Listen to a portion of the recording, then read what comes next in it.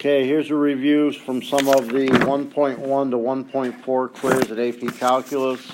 These are ones that people had asked. I always recommend when you do limits, you attempt to do direct substitution first. So x is approaching a 2, I put a 2 in, and I get my answer. Now, on 4, I can't put a 0 directly in because it creates 0 over 0. That's called an indeterminate form. If you have an indeterminate form, you can factor cancel, common denominator, in this case, rationalize. Conjugate of a minus b would be a plus b. When you multiply those, you get a squared minus b squared. So my actual conjugate on this is going to be radical x plus 2 plus radical 2. Radical x plus 2 plus radical 2. Anyway, a fancy form of 1. If this is a, what's a squared? X plus 2. If this is b, what's b squared? 2. So that makes your numerator x. In the denominator, you have x times this. I think those x's could divide out. Please don't forget there's a 1 on top. Now you can do direct substitution. Now I can put in a 0. I can put in a 0 for that x. So that becomes 1 over radical 2 plus radical 2. One radical plus another is 2 of them. So that's the answer for number 4. Okay, after 4 I was asked 6. 6 is some of those special limits. The top factor's into 1 plus cosine times 1 minus cosine. It's a difference of squares. X could be 1 times x. Now if you do direct substitution, the cosine of 0 is 1. So this becomes a 2 on the first term, or factor. The second factor is a special limit. I think that limit was 0. So you get 2 times 0, the answer being 0. Okay, discontinuities are caused by division by 0. So what I'm going to do is factor the denominator into x plus 2, x minus 2. So this is said to be discontinuous at 2 values, at x equals 2 and x equals negative 2. One of those being removed. I guess when you make this equal 0, it's the x equals 2 that is removed. So that's the removable discontinuity. And this other one, if you wanted, you could label it as a non-removable because it was not removed. Okay, number 9, I have to draw a sketch. Okay, let's do this part first. The limit as x approaches 2 from the left. Here is 2. I need the y values to get close to 0. So I'm going to have it come in. I don't care which way, but I need the y value to be close to 0 from the left. I know that when x is 2, y is 1. So that's a point there. Now we also have to have the limit approaching 2 from the right has to be 3. 3's up here. So I don't care whether you want it curving up, down, straight lines, but it had to be something like this. From the left, the y value is 0. From the right, the y value should be 3. And at 2, the y value should be 1.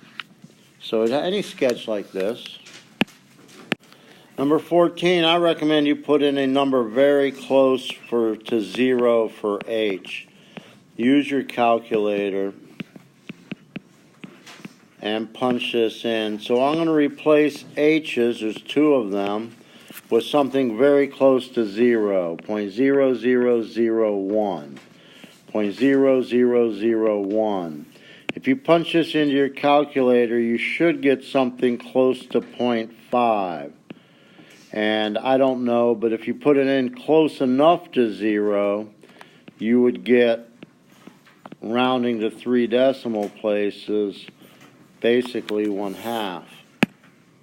Okay, 14, 15 is a common denominator. So my two denominators are 2, let me get a darker color, 2 times x plus 1, 2 times x plus 1, a fancy form of 1. When I multiply here, the x plus 1's cancel, leaving me 2 times 2, or 4. When I multiply here, the 2's cancel, leaving me with x plus 1. When you clean it up on top, 4 and a negative 1 is 3. So the numerator is 3 minus x. It's almost the same as x minus 3.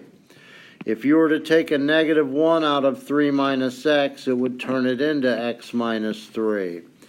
Then the x minus 3's are all factors, and they could cancel. So I'm going to now cancel the x minus 3's or divide them out. So I'm left with this. And what is the x approaching? 3?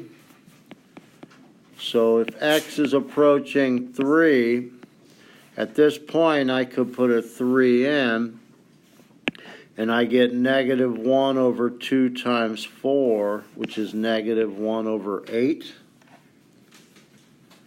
The negative 1 trick to reverse 3 minus x into x minus 3, that comes up fairly often. After 15, we had 16. Looks like a combo here.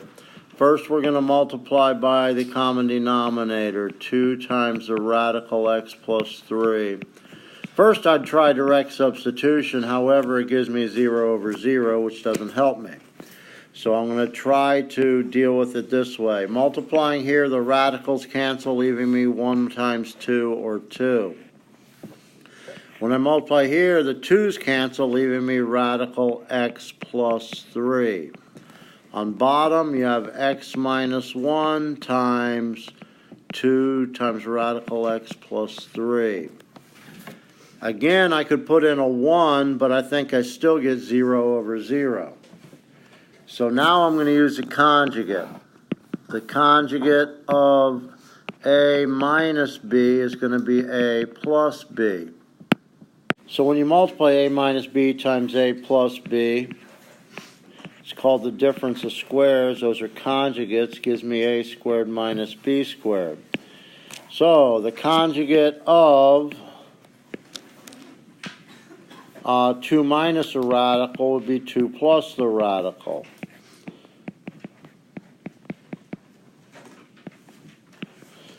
If this is a squared is 4.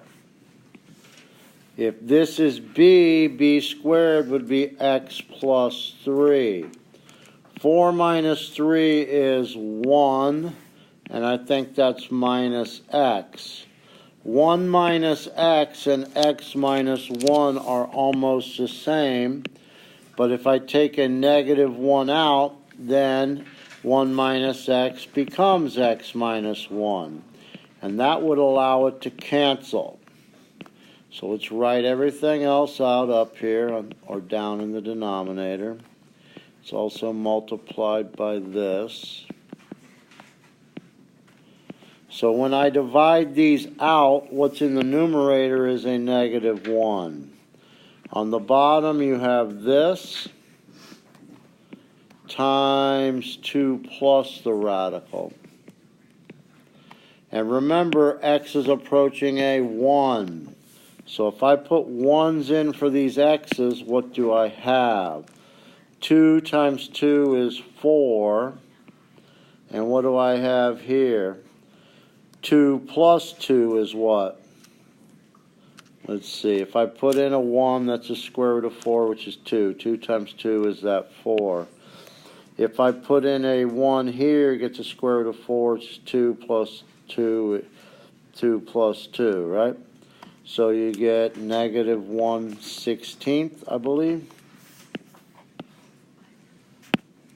That again was one of the more challenging ones because it had the common denominator and your conjugates.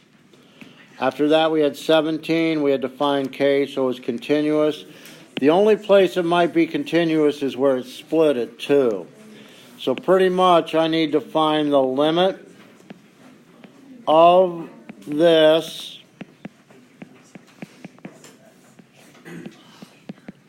as x approaches 2. So again, it looks like a conjugate. Conjugate of a minus b is a plus b. So you're going to have the radical 2x plus 5 plus radical x plus 7 over itself.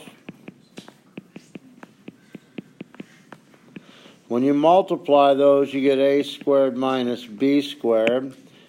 So if this is a squared would be 2x plus 5.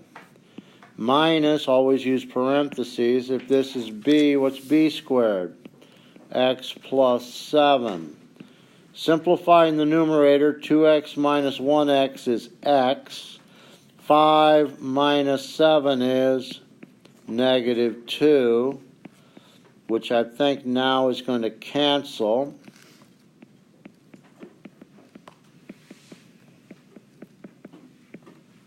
So now these will cancel, and I have 1 over radical 2x plus 5 plus radical x plus 7.